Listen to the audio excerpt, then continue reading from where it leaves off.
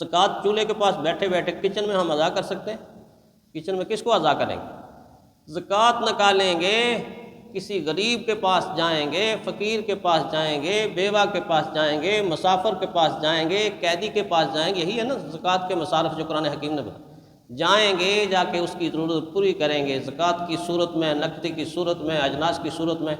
حرکت کا نظام ہے زکوٰۃ کے اندر بھی، اور زکوٰۃ سے پہلے اتنی حرکت کروائی، پیسہ کمانا کو گھر بیٹھ کے آرام سے کہے میں کروڑ پتی ارب پتی بن جاؤں، بہت مشکل ہے، بہت مشکل ہے۔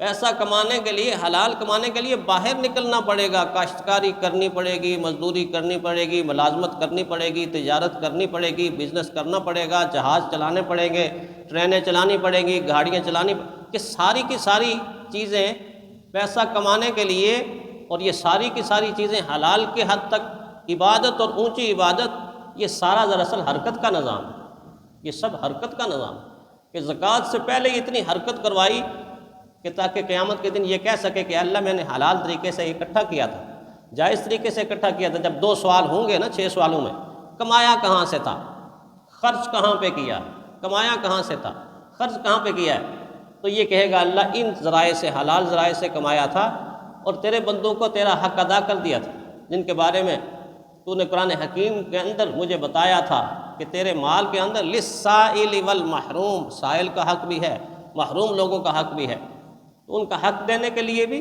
حرکت، زکوٰۃ میں بھی حرکت، نماز میں بھی حرکت، حج میں بھی حرکت، اسی طرح دیگر جتنی عبادات ہیں آپ ان کو دیکھیں گے تو ان کے اندر ایک حرکت کا نظام وجود میں آئے گا۔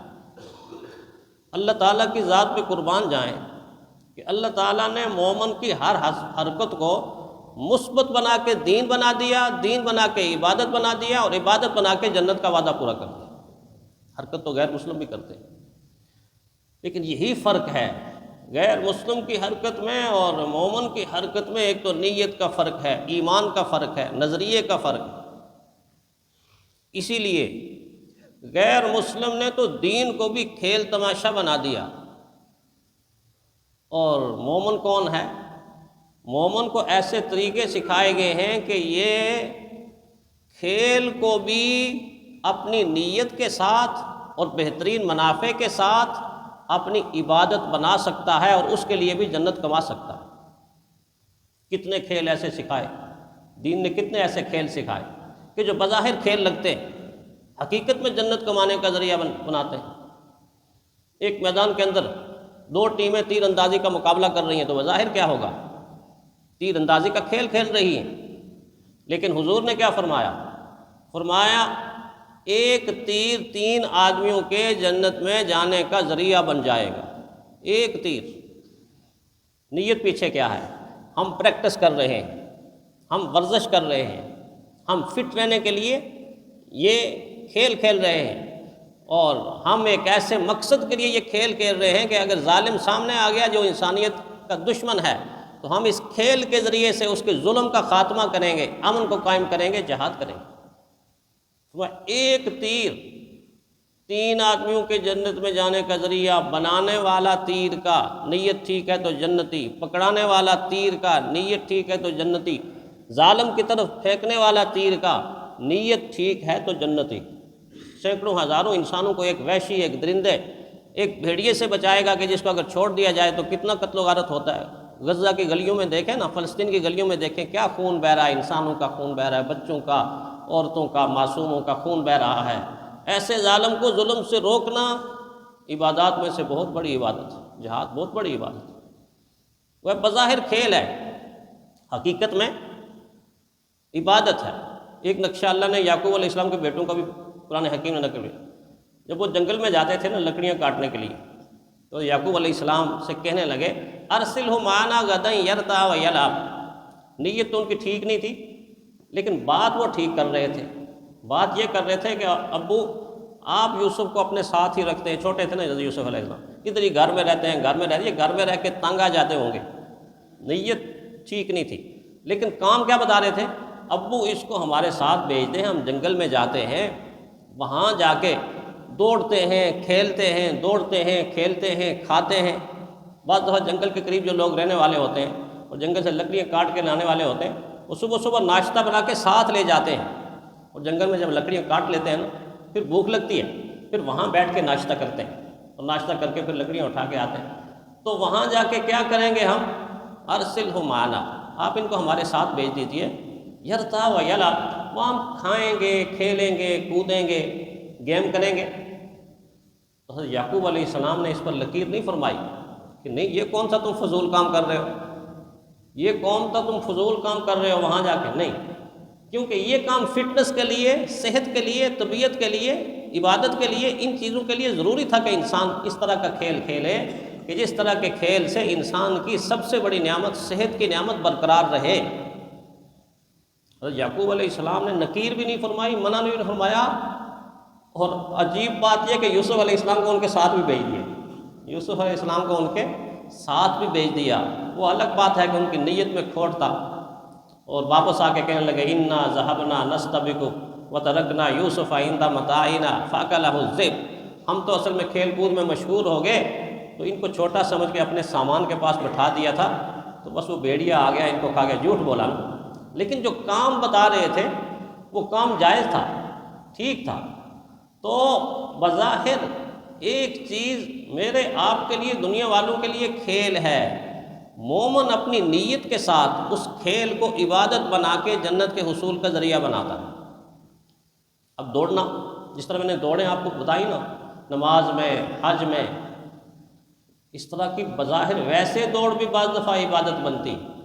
پیارے پیغمبر صلی اللہ علیہ وسلم قافلے کے ساتھ سفر کر رہے ہیں، ایک انصاری نوجوان، جوان تو جوان ہوتے ہیں نا، جوانی کا تناؤ آیا تو کہنے لگا ہے کوئی میرے مقابلے کا، کوئی سامنے تو آئے، مدینہ تک دوڑ لگاتے ہیں۔ تو سلمہ بن اکوع رضی اللہ تعالیٰ عنہ فرماتے ہیں کہ میں نے سنا تو میں نے کہا یار کچھ تو خیال کر، اللہ کے نبی ساتھ ہیں، بزرگ صحابہ ساتھ ہیں، تو کیسی بات کر رہا ہے؟ تو آگے سے کہتے ہیں میں تو اس بات کے اندر کوئی حرج نہیں سمجھتا، میں تو اس بات کے اندر کوئی حرج نہیں، یہ کہہ کے یہ بات حضور کے سامنے کہہ دی کہ اللہ کے نبی میں یہ کہتا ہوں کہ ان سے کہیں کوئی میرا مقابلہ، بہت تیز دوڑنے والے تھے انصاری صاحب۔ حضور نے فرمایا ٹھیک ہے۔ سلمان بن اکوع رضی اللہ تعالیٰ عنہ فرماتے ہیں میرے ساتھ دوڑ لگائی، اور آگے دوڑ میں وہ جیت گیا، وہ کہیں نظر آیا اور میں بہت پیچھے رہ گیا۔ مدینہ کی طرف دوڑ ہے، دوڑ ہے، یہ تو صحابہ کی دوڑ ہے۔ حدیث میں تو پیارے پیغمبر صلی اللہ علیہ وسلم کی دوڑ بھی ملتی ہے، دو دوڑیں ملتی ہیں۔ ایک دوڑ کس کے ساتھ؟ میری اور آپ کی اماں کے ساتھ، میری اور آپ کی ماں جی کے ساتھ، دوسری دوڑ بھی انہی کے ساتھ۔ امی عائشہ صدیقہ رضی اللہ تعالیٰ عنہ فرماتے ہیں قافلہ جا رہا تھا، میں اور حضور صلی اللہ علیہ وسلم الگ، چونکہ حضور اپنی اہلیہ کے ساتھ تھے، کافی پیچھے رہ گئے، اور جان بوجھ کے بھی مطلب پیچھے ہوتا ہے جب خواتین ہوں قافلے سے۔ تو حضور مجھ سے فرمانے لگے عائشہ دوڑ نہ لگائیں، عائشہ دوڑ نہ لگائیں۔ تو میں نے عرض کیا اللہ کے نبی لگا لے۔ تو رسول اللہ صلی اللہ علیہ وسلم نے اور میں نے دوڑ لگائی، تھوڑی دور جا کے میں آگے نکل گئی اور حضور پیچھے رہ گئے، میں آگے نکل گئی اور حضور پیچھے رہ گئے۔ پھر اسی طرح ایک دوسری دفعہ ایک موقع ملا تو رسول اللہ صلی اللہ علیہ وسلم نے فرمایا عائشہ دوڑ نہ لگائیں، تو میں حضور لگا لیتے ہیں۔ تو فرمایا دوڑ لگائی تو اس دوڑ میں پیچھے رہ گئی، حضور آگے نکل گئے، میں پیچھے رہ گئی، حضور آگے نکل گئے۔ اب عام لحاظ سے دیکھا جائے تو دوڑنا تو کوئی عبادت نہیں، لیکن دوڑنے کے اندر نیت یہ ہو کہ یہ ہماری صحت کے لیے، ہماری طبیعت کے لیے بہتر رہے گا اور صحت اس سے بنے گی، فٹنس رہے گی، تو یہ دوڑ بھی عبادت ہے۔ اس اعتبار سے اگر شرعی حدود کا خیال رکھتے ہوئے جتنی بھی کھیل کھیلتے ہیں اس وقت ہمارے ملک کے اندر جتنی گیمیں کھیلی جاتی ہیں، کھیل کھیلے جاتے ہیں، شرعی حدود کا خیال کا کیا مطلب ہے کہ کھیل ہی کو زندگی کا مقصد نہ بنا دیا جائے کہ زندگی کھیل تماشا بن کے رہ جائے، نہ، یہ دین نے نہیں سکھایا، اس سے تو منع کیا گیا۔ جو کھیلوں میں تو نے لڑک پن گنوایا تو بد مغزیوں میں جوانی گنوائی، جو اب غفلتوں میں بڑھاپا گنوایا تو بس یہ سمجھ زندگانی گنوائی۔ کھیل ہی کھیل کو پوری زندگی کا مقصد بنا لینا یہ مومن کا شیوا نہیں، اور یہ مومن کی علامت نہیں، یہ دین نے اس کو ناپسند کیا، یہ نہیں۔ ہاں، حدود و قیود کا خیال رکھتے ہوئے کھیل کو زندگی کا حصہ بنانا اس کی اجازت دی، جس طرح میں نے عرض کیا تیر اندازی کی اجازت نہیں دی بلکہ اس کو سکھایا گیا، دوڑنے کو باقاعدہ سکھایا گیا، پانی کے اندر تیرنے کی تاکید فرمائی گئی، پسندیدگی کی نظر سے دیکھا گیا، پسندیدگی کی نظر سے دیکھا گیا۔ اور آپ جانتے ہیں کہ یہ ایک ایسا فن ہے کہ بعض مواقع کے اوپر انسان کو نقد جنت، یہ جنت ہے، آ جاؤ جنت کا مال۔ یہ موقع کب آتا ہے؟ جب سیلاب آتا ہے۔ جب سیلاب آتا ہے، لوگ پانی کے اندر گر جاتے ہیں، اور پانی کے اندر گرے ہوئے لوگوں کو، اب میرے جیسا آپ جیسا آدمی، آپ میں سے تو کوئی بہت سارے ہوں گے جو اس فن کو جانتے ہوں گے، لیکن عام آدمی تو نہیں نکال سکتا نا۔ عام آدمی ڈبکی لگائے گا تو اپنی جان سے جائے گا، اپنی جان سے جائے گا۔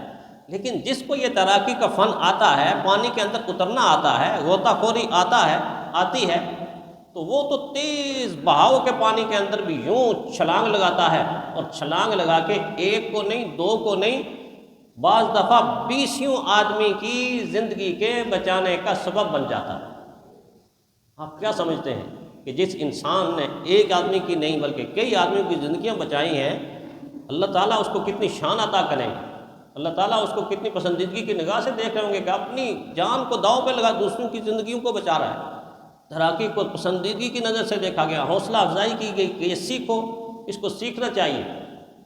اور اسی طرح دیگر جتنی گیمیں ہیں جن کو عام آدمی یہ سمجھتا ہے یہ فضول ہیں، والی بال ہے، فٹ بال ہے، ہاکی ہے، بیڈمنٹن ہے، ٹیبل ٹینس ہے، اس طرح کی جتنی بھی گیمیں ہیں کہ جن گیموں کے اندر انسان کی فٹنس، انسان کی ورزش اور انسان کی صحت کا دار و مدار ہے، اگر حدود و قیود کی قید لگا کر ان کو ایک انسان کھیلتا ہے تو وہ بظاہر کھیل رہا ہوتا ہے، حقیقت میں دراصل وہ عبادت کی طرف مائل ہوتا ہے، حقیقت میں دراصل وہ عبادت کی طرف مائل ہوتا ہے۔ شرط صرف یہ ہے کہ یہ جتنے بھی کھیل ہیں یہ ان چیزوں کا باعث نہ بنے کہ جن چیزوں کو اسلام ناپسندیدگی کی نگاہ سے دیکھتا، بے حیائی کا باعث نہ بنے، فحاشی کا باعث نہ بنے، عریانی کا باعث نہ بنے۔ کشتی لڑنا یہ بھی عبادت ہے، لیکن فی زمانہ پہلوانوں نے روپ بھی وہ اپنا لیا کہ جس روپ کے اندر آ کر انسان دیکھتا ہے کہ اس کشتی سے تو بہتر ہے کہ انسان نہ ہی کرے۔ پہلوانی کا فن یہ بھی دین نے سکھایا، لیکن اس میں لباس کی حدود و قیود بھی سکھائی کہ مرد کا لباس جو فرض لباس ہے وہ ناف سے لے کے گھٹنوں تک، بس یہ حصہ تو کم از کم ڈھانپا ہونا چاہیے۔ اور فی زمانہ تو پہلوانوں نے سارا کچھ ہی آہستہ آہستہ ختم کر کے ایسا لگتا ہے کہ کچھ بھی نہیں پہنا ہوا بے لباس کشتیاں کر رہے ہیں، بلکہ ان کے آگے جا کر مغرب کی دنیا میں تو عورتوں اور مردوں دونوں کو میدان میں اتار دیا اور بے لباسی کا وہ مظاہرہ کیا کہ جس کو دیکھ کر دنیا میں حوا کی بیٹیوں کے بھی سر ایسے جھک گئے، شرم سے سر جھک گئے ہیں۔ یہ کھیل انسانی کھیل نہیں ہے، حیوانی شیطانی کھیل ہے جو دنیا کے اندر بے حیائی اور بے غیرتی کو پروموٹ کرتا ہے۔ ہمارے نزدیک وہ سارے کے سارے کھیل کے جن کے اس کے اندر ورزش ہے، آپ دیکھیں یہ اچھلنا، کودنا، دوڑنا، بھاگنا، پلٹنا، جھپٹنا، یہ اللہ تعالیٰ نے فطری طور پر بچپن کے اندر بھی رکھا ہوا ہوتا ہے اور جانوروں کے بچوں کے اندر بھی رکھا ہوتا ہے۔ جانوروں کے بچے آپ دیکھیں نا، بلی کے بچوں کو آپ دیکھیں، جب تھوڑے سانس پکڑتے ہیں نا، ایسی کلب بازیاں کھاتے ہیں، ایسے ایک دوسرے کے ساتھ کیوں جپٹتے ہیں، ادھر جا رہے ہیں ادھر جا رہے ہیں۔ انسان اگر بیٹھا ہوا ہو تو انسان کا جی دیکھتا ہی رہے، کبھی ادھر جا رہے ہیں، کبھی ادھر جا رہے ہیں، کبھی اوپر کو اچھل رہے ہیں بلی کے بچے۔ اور اسی طرح بکری کے بچے بھی ایسا ہی کر رہے ہیں، بکری کے بچے بھی کیوں اچھل کے اپنی زندگی کا ثبوت دیتے ہیں۔ یہ چیز نیچرلی اللہ تعالیٰ نے فطرت میں بچوں کی زندگی میں رکھی ہے۔ بلکہ حضرت تھانوی رحمۃ اللہ علیہ کے نرینہ اولاد نہیں تھی، بیٹا نہیں تھا، بچہ نہیں تھا کوئی، تو ایک دن ایک شاگرد سے کہنے لگے کہ یار اپنے بیٹے کو ساتھ لے آنا، پڑھنے کے لیے آتے ہو سیکھنے، بیٹے کو ساتھ لے آنا۔ مقصد کیا تھا کہ اس کا بچہ آئے گا، کچھ شرارتیں کرے گا، ادھر سے ادھر بھاگے گا تو میری آنکھیں ٹھنڈی ہوں گی۔ تو وہ بچے کو راستے میں سمجھاتا ہے، بیٹا حضرت کے پاس جا رہا ہوں، بڑے حضرت ہیں، بڑے حضرت، کوئی شرارت نہیں کرنی، اچھل کود نہیں کرنی، وہاں ادھر ادھر نہیں جانا، چپ کر کے بیٹھنا ہے۔ تو لے آیا تو حضرت کے سامنے بٹھا دی، وہ حضرت کے سامنے وہ ایسا بن کے بیٹھ گیا جس طرح ہمارے بزرگ بیٹھے ہوئے، اطمینان کے ساتھ، سکون کے ساتھ ایسے۔ تو تھوڑی دیر تو حضرت دیکھتے رہے، تو پھر کہنے لگے، یار میں نے آپ سے یہ کہا تھا کہ کسی بچے کو لے آنا، تو کسی بزرگ کو اٹھا کے لے آیا تو کسی بزرگ کو اٹھا کے لایا۔ تو یہ حرکت دوڑنا، بھاگنا، اچھلنا، یہ چیز اللہ نے فطری طور پہ انسان کے اندر رکھی ہوئی ہے۔ اس کو اگر مثبت انداز سے کرے گا تو یہ عبادت بن جائے گی، کھیل کھیل نہیں رہے گا، کھیل اللہ کی جنت میں جانے کا ذریعہ بن جائے گا۔ اللہ تعالی ہمیں مثبت طور پر چیزوں کو سمجھنے کی توفیق عطا فرمائے۔